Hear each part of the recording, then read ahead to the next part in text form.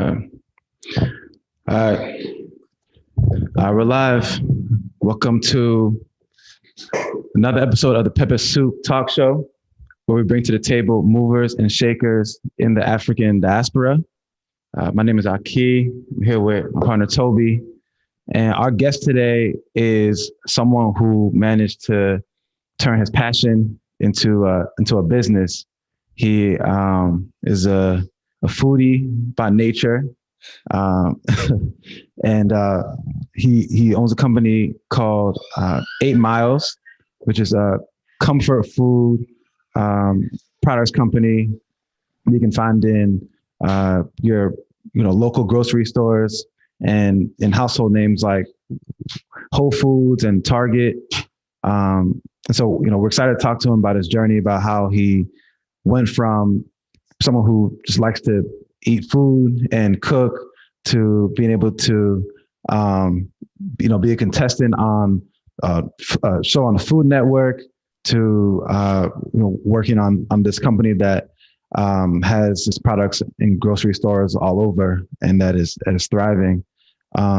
So, not to be long-winded, welcome to Pepper Soup Talk, Myles Powell. Yeah, appreciate you guys having me. I love doing this. Yeah, for sure. So just hopping right into it, Myles, can you just tell the people where you're from, where your background is, and let's start with that. Yeah, for sure. So I'm from Philly. I grew up in a town called Yeadon, which is right outside of Philadelphia. And so both of my parents were entrepreneurs. My grandparents too. So that entrepreneurial spirit, runs pretty deep. Growing up, I was always surrounded by good food, right? The whole family cooked. And one of the biggest things they told me pretty early on was, hey, listen, if you love good food, you better learn how to cook. I mean, you're not gonna be doing takeout all the time. No one's gonna be cooking for you. So you better hone your skills in the kitchen. And, so from an early age, I kind of realized that I got to figure out a way to make my favorite meals on my own. So I ended up going to college at Delaware and studied engineering. That was, I tend to like math and problem solving. So that was kind of like my natural tendency was to, all right, let me do engineering, get a degree, kind of follow the traditional path, et cetera, et cetera.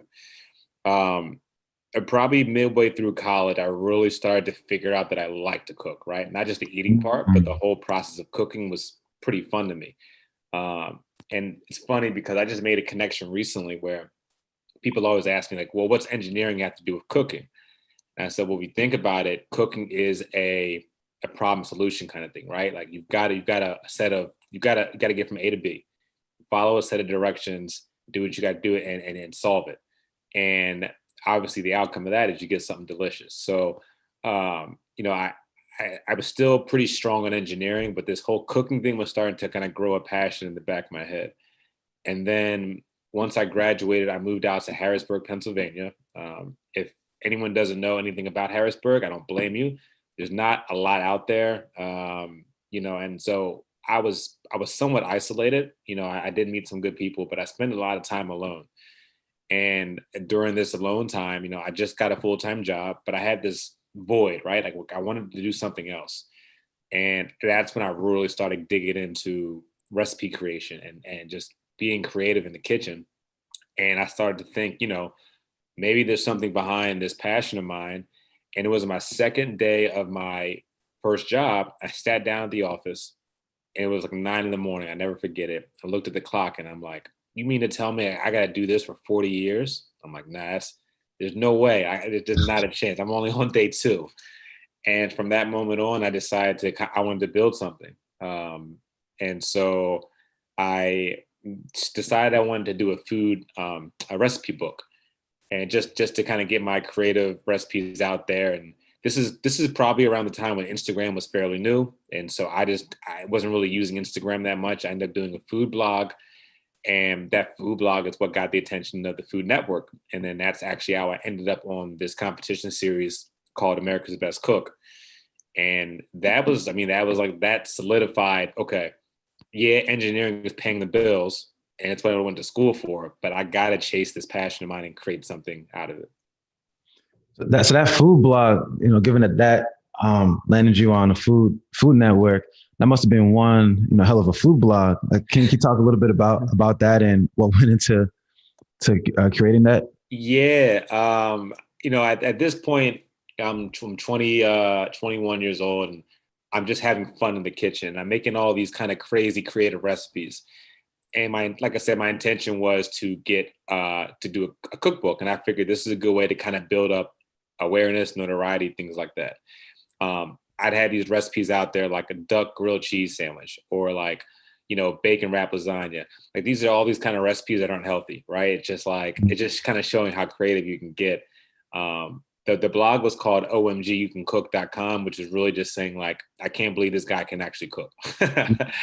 And so I was doing that for a year, and I actually found a casting call online. I was looking for recipe contests, and I saw this thing online that said, hey, calling all home chefs to this new competition series. That's all it said. And I sent out a random tweet, and I said, something like, hey, I just saw this crazy casting call. Like, wouldn't it be nuts if I applied? And one of the people I grew up with, she's family. She said, like, why not? And that's all it took. I'm like, all right, I'm going to apply. Maybe I'll meet someone in the industry. And then, let and behold, they interviewed me. We had a couple more conversations, and they said, yeah, we want you on the show. So that was that. Wow. Crazy how something like that was even just kind of like happenstance. Like, oh, let me just see what happens. That can turn into so much. Yeah. That's all we got. Yeah. So real quick. So we went to the same school, UD. I also did engineering. I think you were civil, right? Yeah. Yeah. So I was mechanical engineering. He was a mentor to one of my friends. Is it Reach One, Teach One? I forgot the name of the program. It was that was Rise. Rise. Yeah. So, we knew the same people on campus, and I saw, after college, you were pursuing your company. And, I kind of have some of the same entrepreneurial mindset and kind of following your progress through all these years. So can you just highlight some of the struggles of transition from, having, let me not say the corporate office, to being an entrepreneur, specifically in the food industry? What's some of the challenges going through that? Well, I'll tell you this. So I'm still working my full-time job, which is kind of crazy these days. But back in 2016, I actually did quit my job to do 8 Miles full time. And I think what happens is a lot of folks chase the allure of the entrepreneur, right? So the allure being like, oh my God, I can wake up, I got my own schedule, I can do what I want. I'm going to put so much time into this.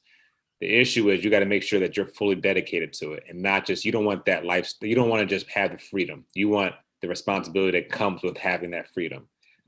So when I was going 8 Miles full time, looking back at it, I didn't prioritize correctly, right? Like, at that point, I should have been just getting as many sales as possible, refining the product. Instead, I was focusing on the fun aspects, right? And that's something that a lot of people don't know until they make that deep dive. So, the number one challenge being, like, you don't have a paycheck anymore. Like, once you do the whole entrepreneurship route, that steady paycheck you get week after week is gone. And it's on you. Like, if you decide not to wake up, you don't get paid. Like, what I mean? Like, it's kind of, it's kind of the same how it is now, but now it's all on you. Like, you don't have you're your own boss. So you got to really dig into your mindset of, okay, like, I'm going to make it. And you got to have grit, because, this whole journey is not a smooth ride.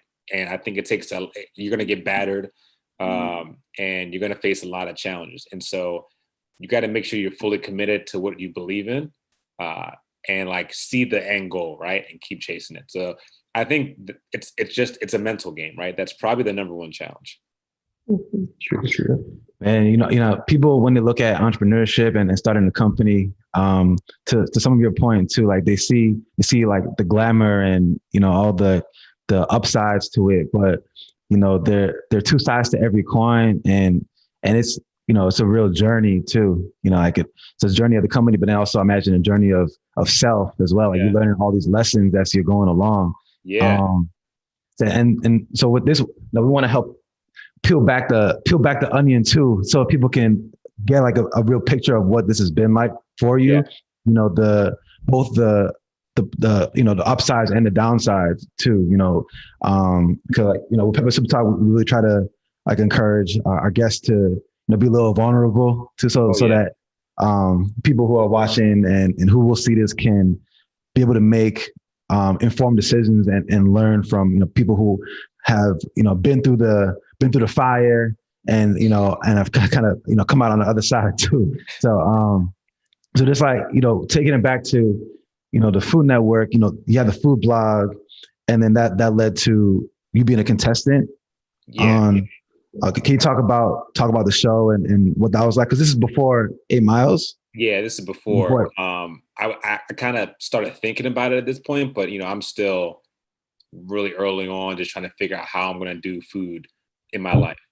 So speaking of like going into the fire, I was the underdog on the show. Like I had very little culinary experience. The competitors had years, right? Some had 20, 30 years of cooking experience. So I was, I tell people like I had no business being on that show. like I was seriously undermatched. And the way that was set up was like you had days of not being in the dark before you actually were on camera, and they don't tell you anything. So I was nervous for like 2-3 days straight, and I'm talking like high-end nerves to the point where on day 3, it broke me. Like my nerves shattered to like now when I move forward, I don't get nervous as much as I used to because that really shaped me as a person. And also like I failed on that show, and I'm talking like nationally, right? Like I was on camera failing. So if you were watching Food Network at 7:00 that night, you saw this 22-year-old kid from Harrisburg like fail on TV. But I tell you what, like coming out of that, I remember it was eerie because we did the show. I filmed that night. I took a train the next morning back home, and I'm sitting there in my room like, all right, like that was that. So now what, right? Yeah. But that inspired me because I'm like, okay, like I didn't do good at all, but this feels right. Like I want to do something with this, and so that really propelled me forward, and probably actually set me up to overcome other challenges and failures that I had like throughout the course of the business.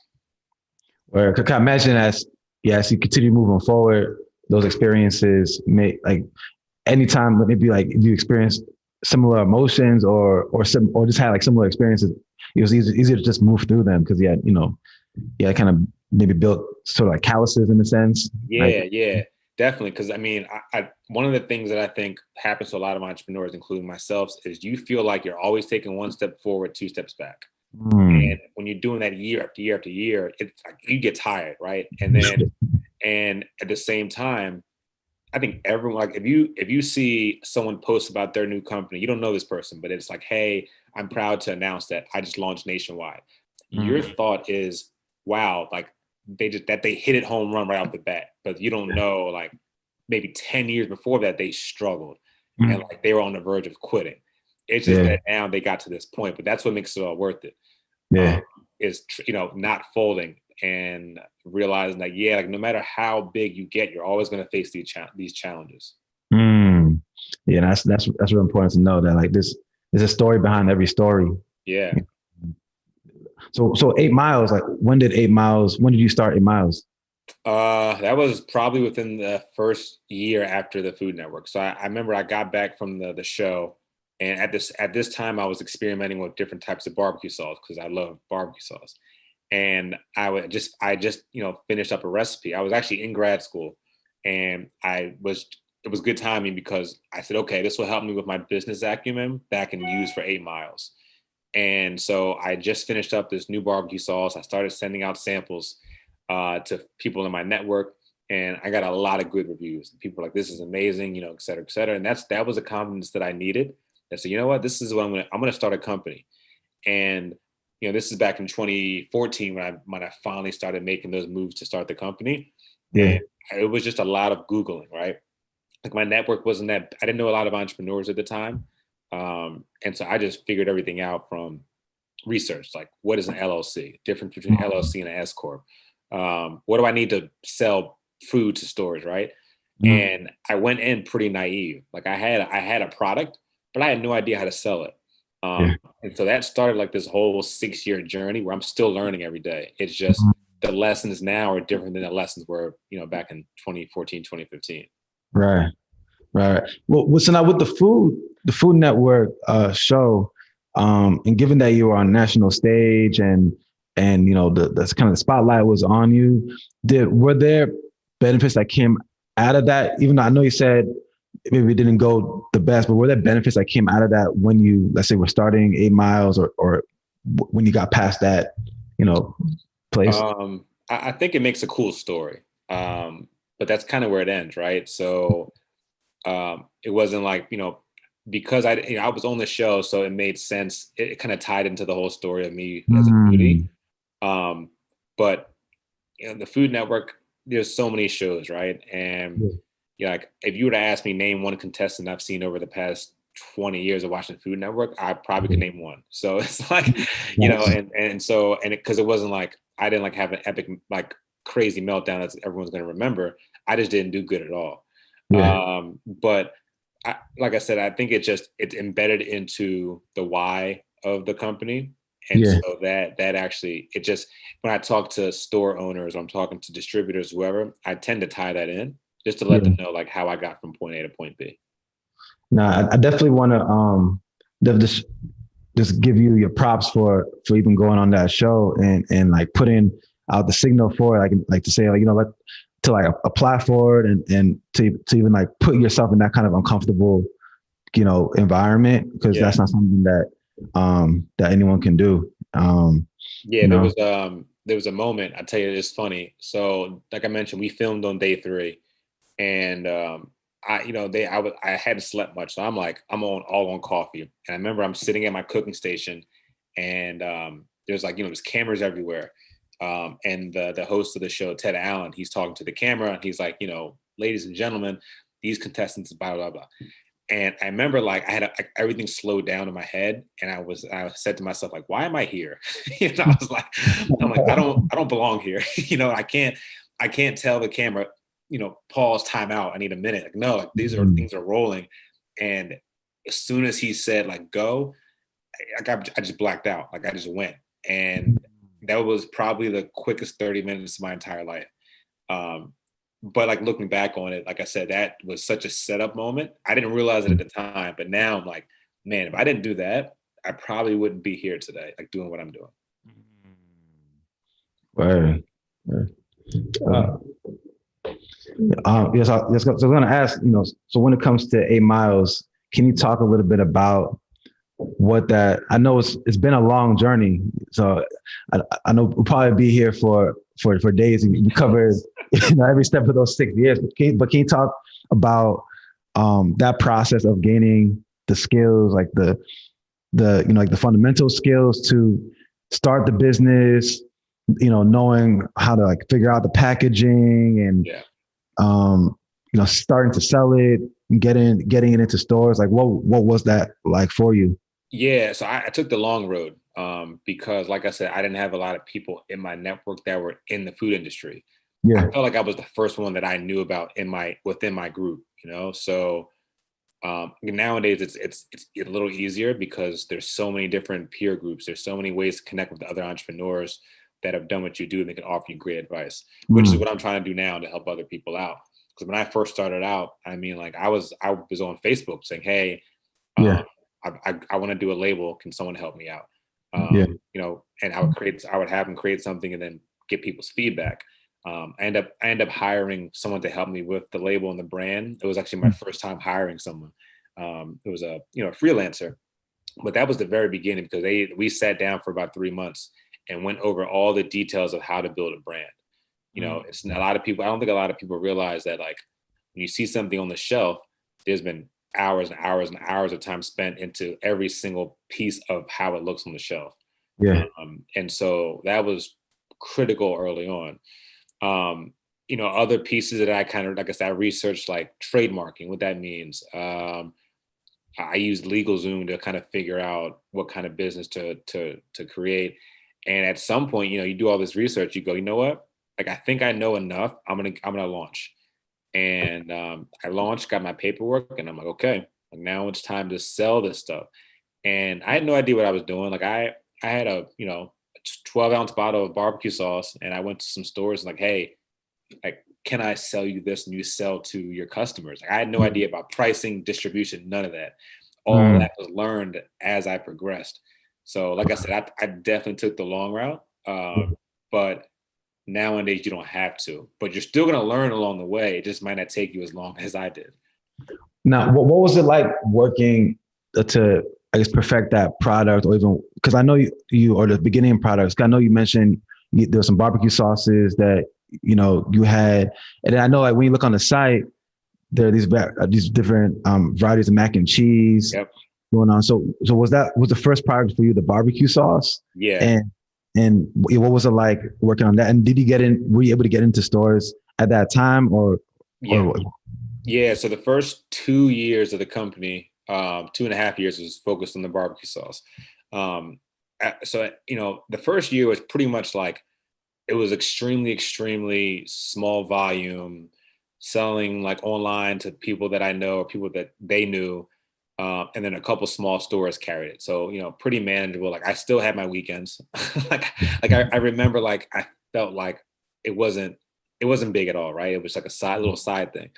But I mean, I had aspirations to make it big. I just hadn't gotten there yet. Yeah. I moved to DC because I wanted to grow the company in a bigger arena.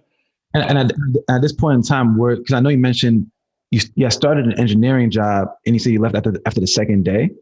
So no. So the second day of the engineer, I was still doing that and in grad school. So that was still going strong. Okay. And then I moved to DC and got a new engineering job in DC. Okay. And I said, all right, well, I'm going to grow the company down there. I've got my engineering job. We can rock with that. Okay. And it was that job that I quit about 3 months in because I wanted to do 8 Miles full time. Yeah. And DC is expensive. I underestimated how expensive it is. And so about 4 or 5 months into doing it full time, I ended up picking up 3 part-time jobs. And I was working overnight. I was working, it was crazy to the point where I did that for like half a year. And I'm like, well, I might as well get a full-time job in engineering because I can get paid a lot more and work just as much or a little less.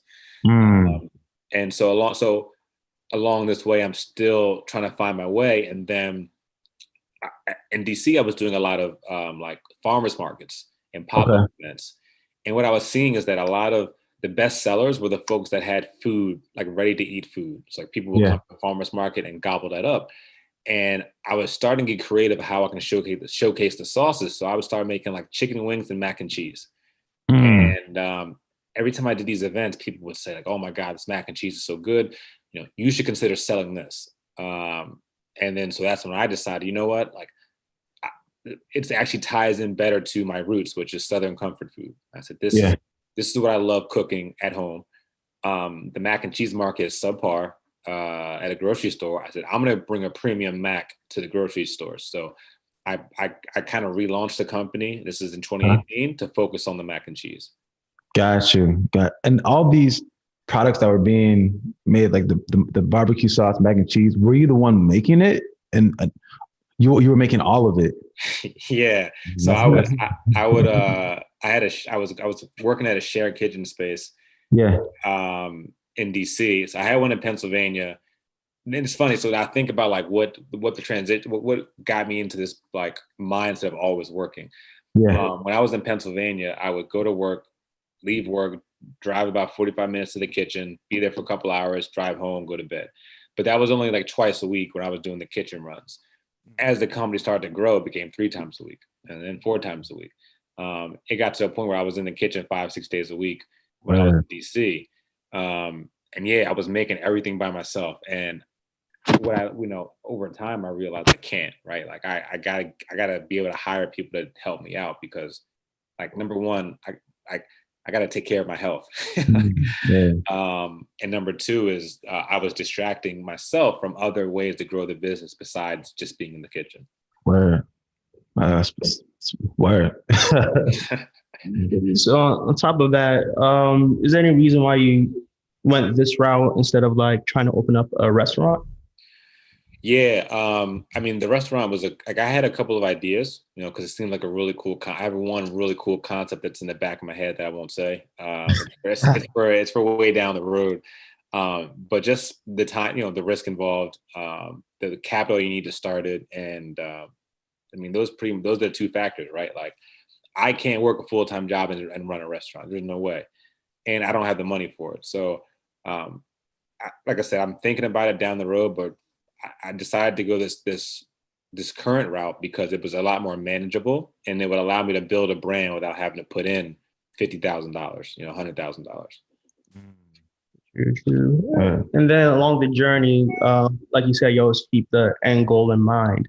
What's some of the, I guess, milestone along the way that kept giving you energy or the motivation to keep on going? If you can highlight a couple of those. Yeah, the most recent one was getting into Target. So that was, definitely the biggest milestone to date. So it was like pretty much accumulation of 6 years of hustle, and then Target to say like, yeah, we want you in 240 locations, and that really helped. But it's funny because like when I got the news, it didn't sink in, right? Like I'm always trained to think about what's next, which is like it's a detriment and I don't know, gift and a curse, right? Because like when I got the news, for a split second, I was like, this is great. But literally right after that split second, I was like, okay, like, what am I going to do next? Like, how do I make this actually be a successful onboarding process?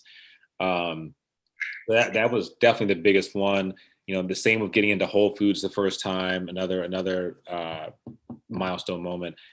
And then I think the next one's going to be probably activating another large retailer, like say a Sprouts or like a Walmart or someone like that.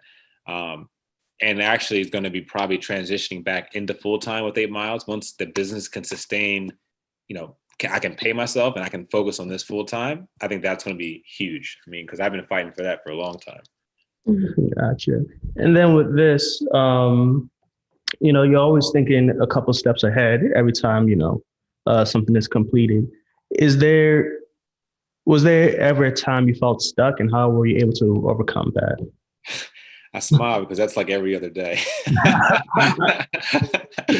Yeah, man, it's often like because it's hard. And simply put, it's hard. Like, because you're on an island to a degree. Like, you've got a network, you've got people that support you, but at the end of the day, you got to make the right decisions, and things are coming at you left and right. And like I've definitely had moments of like, I don't know what I'm doing, or like I've never thought about quitting, but I'm always like, am I going to go under with the company, right? Like that's always a fear, because there's been some mistakes along the way that were pretty big mistakes, and you think, I might think the worst, like, okay, this is what's going to cause the end. And thankfully at this point, I've got a board of advisors that I can kind of run stuff by. I got some people in the industry that if I have a serious question or a problem that I can ask them, but like on a day-to-day basis, there's always like this, it's almost like FOMO, right? Like, okay, I'm missing something. And I try, one of the downfalls that a lot of us face is, I mentioned it before, is we focus on the success of others and compare ourselves. So like, I'll be out here sweating, grinding, et cetera. And then so-and-so to my left is like, I just crushed it over here. And I look at them like, you only been doing this for a year. I've been doing this for 6 years. Like, what am I doing wrong? But that's the kind of stuff you got to block out, because as I mentioned, you don't know what's going on there. You're only seeing the highlight. And so I try to focus on what I can control and ask for help. That's another one too, is I used to think I was Superman. And then I realized like I tell people now, like, my feet hurt, like I'm tired. Like, so I'm trying to not be so stubborn and get help when I need it. And then you also like me trying to be a little less risk averse, like doing this whole, like, you're going to take some chances. You're going to take some avenues and take some opportunities that you don't know if there's no guarantees. But you got to be ready to take on those challenges as well. True. And just one more. So just following up to that, if, whoever's watching right now and they want to take the same path you took to create their business, what are some things you think they should avoid? in building this kind of company? Avoid launching before you have a serious like idea of what you want things to look like. You don't have to have like, the common notion is you have to have a fully done business plan before you go into making a company up. You don't absolutely have to. You have to have an understanding of what you want to do and have it written down in some format, but you don't have to have a business plan reviewed by all kinds of folks and et cetera, et cetera. Like I did a business plan in 2015. 4 months ago, I looked at it because I wanted to create a new one. It was trash. Like I look at what I was writing. I'm like, I had no idea what I was talking about. But that didn't really change anything because at the time I wasn't going to a bank asking for money. If you are, then that changes it up a little. You got to have a pretty tight business plan. And also too this is something that I think is really important is if you're looking to start a company with other people, like make sure they're the right people. Because when you sign those documents, if you got someone that's owning 50% of the business and then 6 months in, they're not really committed, you got a problem.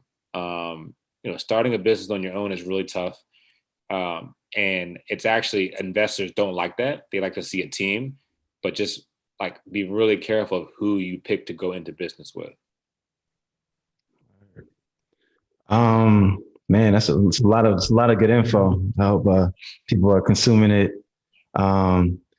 With going back to like this process of, I guess, building up your different products.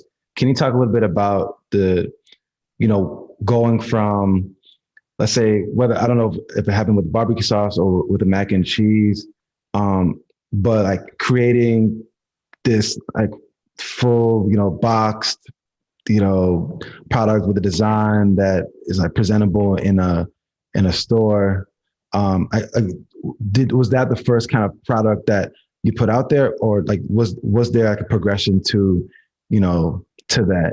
Yeah. Did you, like, I know like a lot of people, let's say, like, especially if like working with food, they might have like a Ziploc bag or it's like a small bottle or something that they're selling. People are like, oh, this is great. Like, what was that progression to like this like really refined product? Yeah. And that happened with the barbecue sauce, and if not, like, when did that happen? Yeah, so the barbecue sauce, there wasn't much progression there because that was, really early on. Yeah. I did that for 2 years or so, and it still looks the same as it did when I first started because I still make it every now and then. Yeah. But the Mac, on the other hand, went through a lot of change. So when I first launched, I didn't know anything about making a frozen product. So I put the mac and cheese in this like, it's almost like something you would see like almost like a takeout container. And I said, all right, cool. Like, this looks cool. And quickly realized, like, talking to stores, like, yeah, that's not going to fly. Like, it doesn't really meld in well with the rest of the products on the shelf. So then it was, okay, now how do I fit into what grocery stores want? And doing the box seemed like the next logical step. So I had to hire a designer. This is one of my first other big hires, is figuring out how to design it because I don't have the expertise. So making sure the designer knew my brand in and out and what I wanted to convey with the design on the box. So that was the second iteration. And then actually we had a third one, which is recent, because I was much content with the second iteration, but something wasn't right with our sales, right? Something wasn't matching. And I couldn't figure out what it was. And what it was the message that my box was conveying was not what I was intending. So like the audience, like so my second iteration was almost cartoonish. And so my goal for that design was, okay, I want something to be different than what you see on the frozen meal shelf. I want it to stand out. Having this kind of cartoonish packaging will make it stand out, make it look friendly. But number one, people want to see what the product looks like on the box. And because it's cartoonish, it doesn't really replicate people. It makes it look like a kid-only brand. So by being a kid-only brand, you're missing a lot of people, like, adults that would buy it. And so I end up pivoting and saying, okay, let's go back to the drawing board and figure out how we want to convey the brand. So we put on a real picture of the mac and cheese. We added some language to it to make sure people knew it was a premium product, because before there was no really description on it that made it seem like, hey, this is really good mac and cheese. because we were at a high price point. And if you got a high price point with a kid mac and cheese with nothing saying it's premium, it doesn't match. And that came from, talking to stores, the buyers at stores, asking for opinions of customers while doing demos, right? It was an iterative process where now what we landed on, I'm happy with, but I can guarantee there's going to be another change down the road. Yeah. So constantly iterating on Definitely what you have. And then I know you mentioned there's a point where you were 5-6 days a week in the cooking and working on the product, and you also got a full-time job as well. What was that process like to go from that to getting help and maybe starting to build out more of a team? Yeah, it started actually late last year. I started realizing and then people around me were telling me like you're doing too much, and I would leave the house at 6 a.m. and not get home till 10 at night, and this is occurring 5 days a week. And I started feeling, I still feel it now, right? But I just didn't feel like all right, I need some kind of balance. Like I got to be able to because if I'm in the kitchen that long in my other job, I can't focus on things that are going to help scale the company. Yeah. And so bringing on, teammates was hard because you're having people make your product for you, and it's kind of hard to let go of that control. And trying to find the right people is also can be pretty hard too. But once you get that team in place, it feels really good. Like for instance, like right now, I've got people in the kitchen, and I can do stuff like this, or I can work on some business planning stuff. I can work on finance stuff.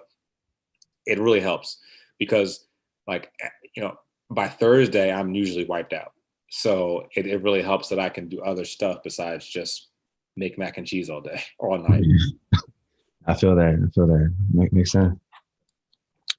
Yeah. In terms of building out a team, like you said before, one of the mistakes people make when going into a business, they don't have the right business partners. And that's also an iterative process. So through your experience, is there any key factors you look at when hiring or looking for a partnership for your company? The hiring piece is still a work in progress for me. I've got a few solid individuals on the team now, but it just took it took effort, right? Like it took me bringing in people, they didn't work out, and just kind of this back and forth game.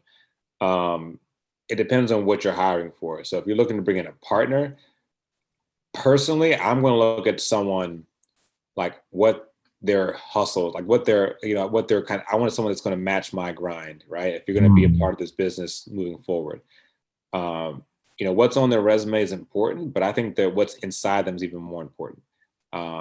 If you come to me and tell me, hey, I've been in the food industry for 30 years, great. But if you're going to sit on the sidelines and not really put your best foot forward, you're going to be distracted all the time. I don't want you on my team. I'd rather you say I've got a few years of food experience and I'm in it to win it kind of deal. All right, I can work with that. There's stuff you can learn along the way. But I need to make sure you're just as motivated. And our goals are aligned, because a lot of founders break up because they want to go in two separate directions. And it takes time. Like, don't be so quick to hire the first person that applies. You really got to spend some time with that person and figure out what their motives are. Right. And then with wait, you have a, I can go there. With getting your foods into some of these like household names like Whole Foods and Target and these kind of places, how was that process? Was it a matter of calling it up? Where you reached out to? Like how did that happen? That's what I thought in the beginning, man. I remember this is a few years ago when I was trying to get into retail. Let me turn on the light real quick. Sorry.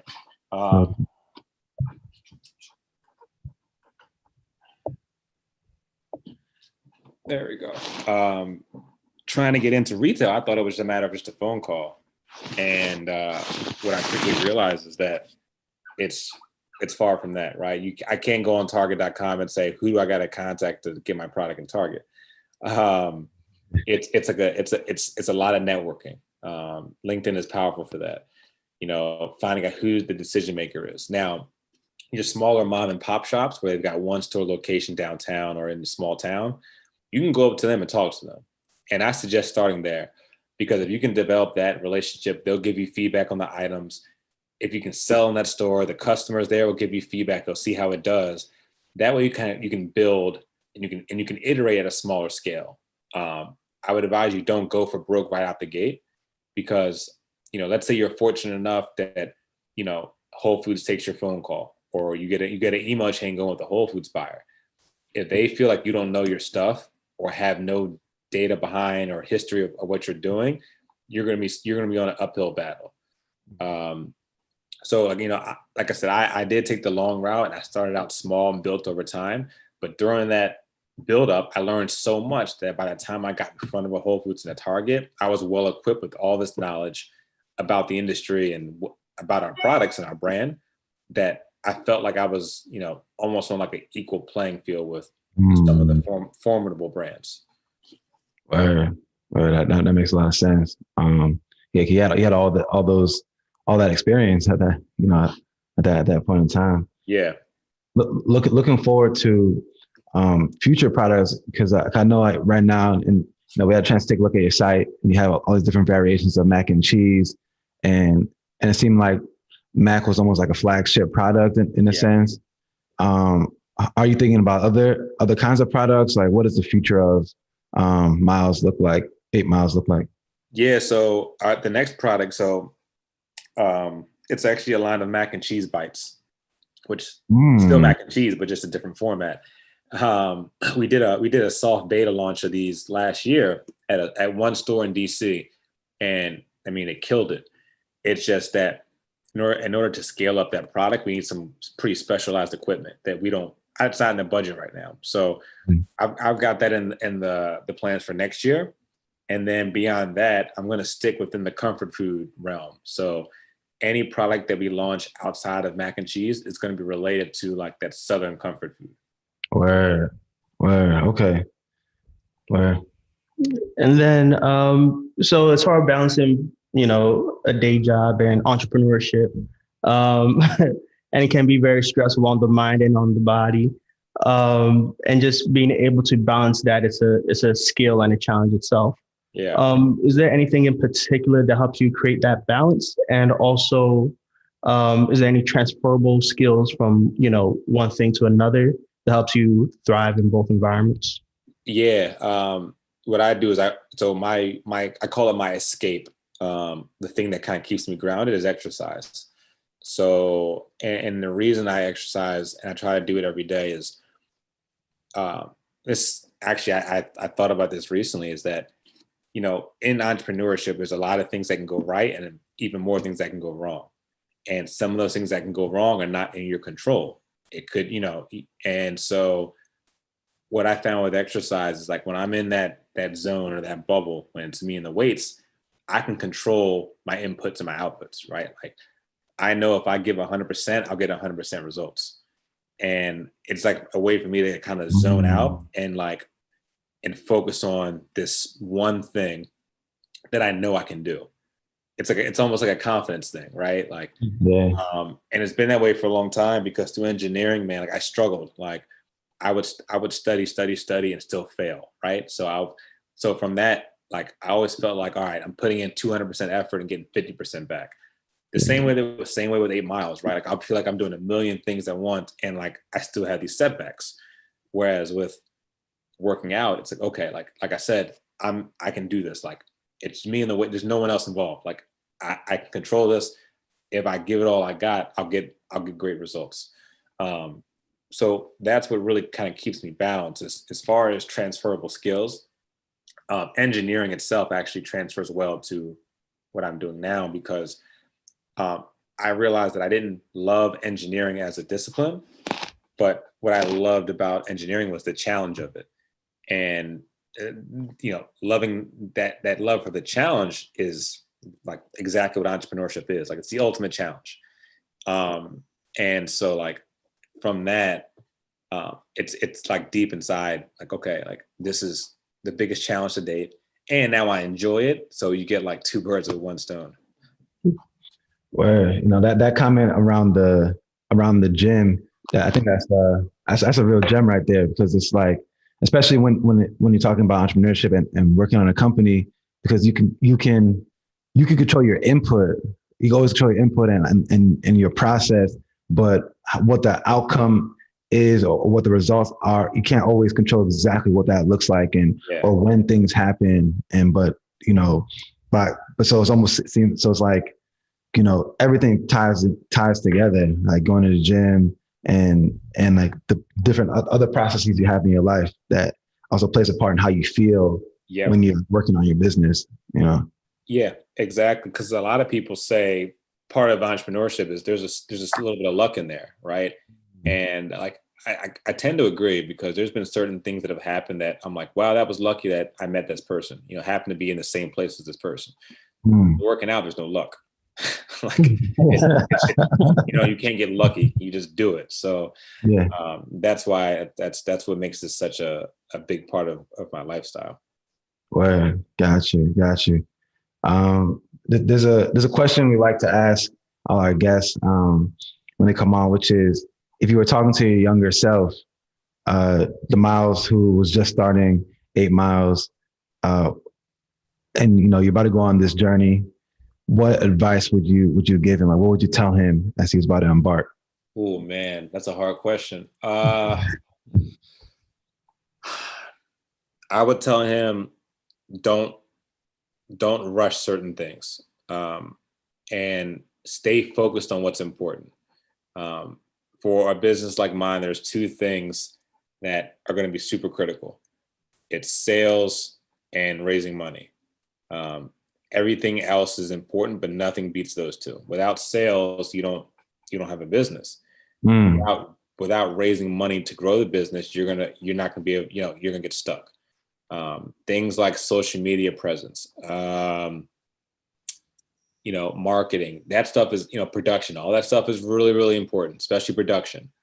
Without sales, that stuff doesn't matter. So I would tell Myles, the younger Myles, like, go out there, like, don't be afraid to put to get sales. There was a point where I used to think like, okay, like, I used to hate going in stores and presenting my product, because I used to hate rejection. And nowadays it doesn't really like faze me, because I'm so used to it. And so I would say, listen, you got to be bold. That's probably the number one thing I would tell myself. And also enjoy your time. like I didn't realize how much I'd be working at this point, to be honest. Because I was still kind of caught up in the allure of the entrepreneur. So I would say, younger Myles, like, enjoy your weekends of no work. They're not going to be around much longer. Given that and what you're saying about that, like, what was it that has kept you so determined throughout this process to get to because, like, a lot of people wouldn't have gotten to the point that you're at, where you're in Target and you're in Whole Foods and you still have that like fire inside to continue growing it. Like, what is it that has kept that there, or has put it back there if you ever lost it? It's got to be those 4 years of engineering, because that's 4 years of struggle, essentially. So like, and then you get a diploma, and like, that's like, okay, I struggled for 4 straight years, and it worked out, right? So that really instilled in me this it's grit. Like, it's like, how do you stay the course? And like, it's essentially like when I was in engineering and I'd fail 3 tests and get a good grade on 1. It's like, okay, like, there we go. Like, that's what keeps me going. So with this whole entrepreneurship thing, it's like 20 stores telling me no, and then 1 telling me yeah. Like, okay, like, I'm gonna focus on the yeah. I'm gonna use the no to figure out what I can change, but the yeah is what's gonna keep me pushing. And the more years you get, the more you can keep going. So that's what it is. Like, there's those lessons early on that put me in this mindset of, okay, like, I'm going to be able to get over any challenge that comes my way. Yeah, true. Just tying that back. So this kind of reminded me, like, in the engineering courses, right? There's always a percentage, throughout the classes. Yeah. Let's say your homework is 10%. first exam, whatever percentage, but the final is like maybe 75, 50 or something crazy. Yeah. You can do okay or not so okay, all of them. But as long as you know you do good at the end, you're good for the class. That's kind of the same mentality going through entrepreneurship. There's some highs and lows. Yeah. But as long as, you know, the last one, you do pretty good, everything will come out great at the end. Just putting that in there. Yeah, no, for sure. It didn't hit me until recently how much that 4 years meant. Like what that really did for my mindset. Because I was always like in that whole 4 years, I was never the best in class, not even close. I was always like middle pack, right? Like at best. And so it was really tough. But like that's what led me to this. You mentioned that the two most important parts of what you've done and are doing are sales and raising money. Is there anything specific you did to work on your sales skills, or any books you read, or any exercises or just experiences you had? And then yeah, so in terms of raising money, I'm actually part of an accelerator program right now that really focuses on raising money. This is something that I haven't really got any official training on, and now I'm getting into the world of angel investors and VC, VCs and all that stuff, which I was pretty naive at first. I kind of didn't think I needed it until over the past about a year and a half or so, year and a half, 2 years. But now I'm in it and I realize this is how companies grow. Like literally most companies grow through raising money and achieving sales after raising money. And in terms of the sales piece, it just took like, it took me getting into stores to get that momentum behind me. So now I'm walking into a store and saying like, okay, I've got these folks that already have the product. I can use that to propel me forward with a brand new product and the knowledge of it too. Like being able to talk, like going into a store without really knowing what I'm doing was what would made me nervous at times, because like, I feel like I'm talking to a giant. But you know, being in this for 6 years now, it just took a lot of practice and honing into what I'm going to say and what they want to hear when I'm talking to a buyer. Gotcha. And then the name 8 Miles, where did that come from? I mean, I know your name is Miles. How the 8 Miles, the 8, you know? Yeah. I was originally going to do 8 different barbecue sauces. And 8 Miles just seemed like a really kind of cool play on words. So, and then when I switched to mac and cheese, I said, well, I'm gonna keep 8 Miles because it's part of the story. Gotcha. Okay. And then I guess one last question that I have for you. What's your end goal vision for 8 Miles?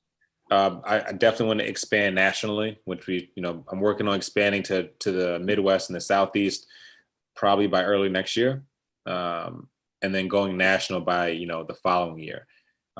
Once we get to that national point, introduce a couple more products to the marketplace, probably do that before then actually.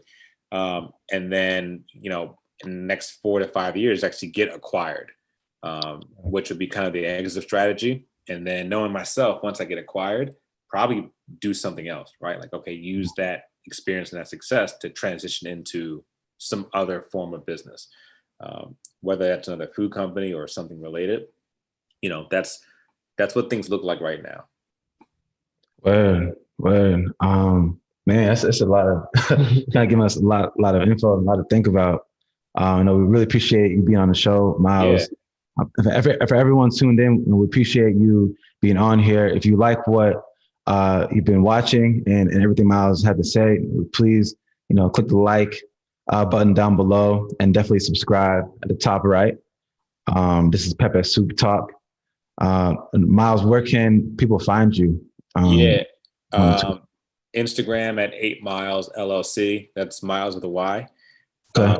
Facebook, same thing. We're at 8 Miles LLC. If you want to shoot me an email, I'm at miles@8miles.com.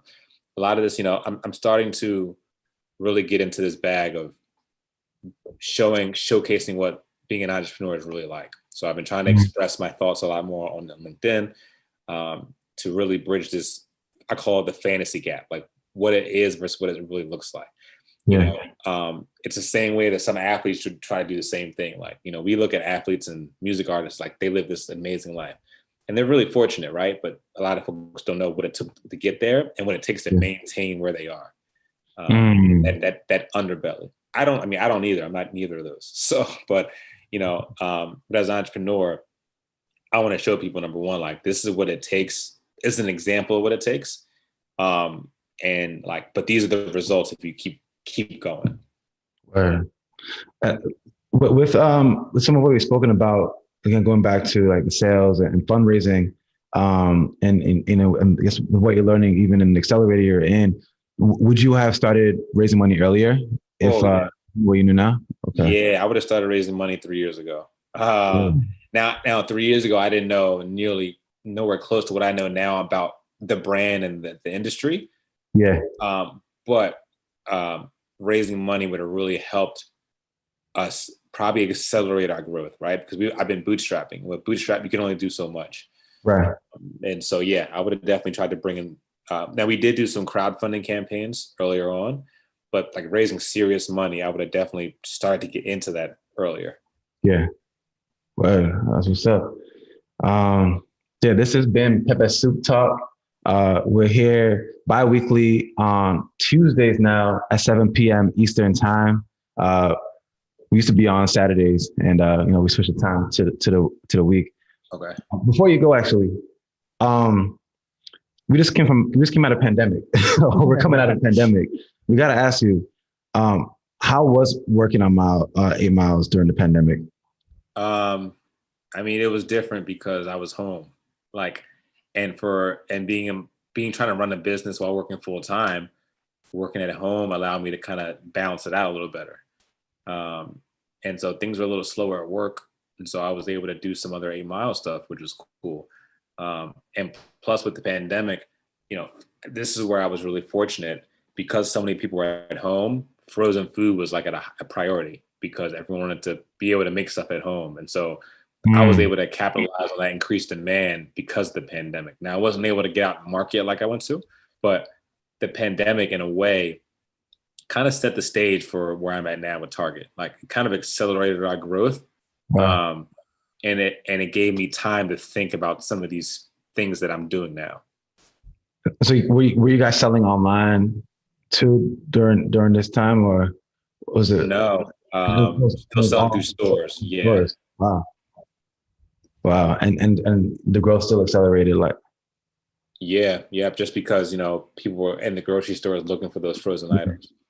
Wow, that's amazing. Have you thought about an e-commerce presence? Yeah, I'm working on it, man.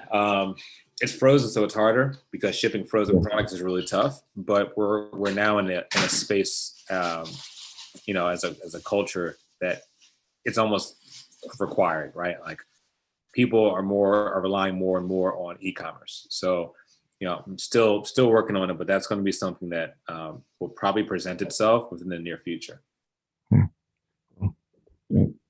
All right. Yeah. So, Myles, thank you for being with us. Yeah. Before you head out, is there anything you have for people tuned in and who will watch this? Like after this talk, that they can just kind of take with them as they go out and do their own ventures or work on their own ventures. Something that they can kind of just keep in mind. Yeah. If you got an idea, and this is going to sound kind of cliche, but if you got an idea, write it down, think about it. And if you feel it, okay, this is something that I want to do and it's something that there's a need for it out in the market, start that process. There's so many people out there that have good ideas, but they sit on them and don't do anything because they feel like either they don't have the time to do it or they don't have the money to do it. Remember, I started this out while working full time and in grad school. So there's time to do it. You may have to sacrifice some of your free time, but if you really feel like this is something you're willing to do and this is like your dream, I'd strongly suggest you start it. It sounds like a good way to close this out. Myles said no excuses. So yeah, none. Get out there, you work on your idea. Yeah, thanks again, Myles, for being with us. And best of luck with with 8 Miles. And we hope to see this restaurant concept that you're speaking about. I won't ask any further, but whatever it is, it sounds cool. Yeah, well, we shall see. Cool. This has been Pepper Soup Talk. Thank you for tuning in, and we'll see you next time.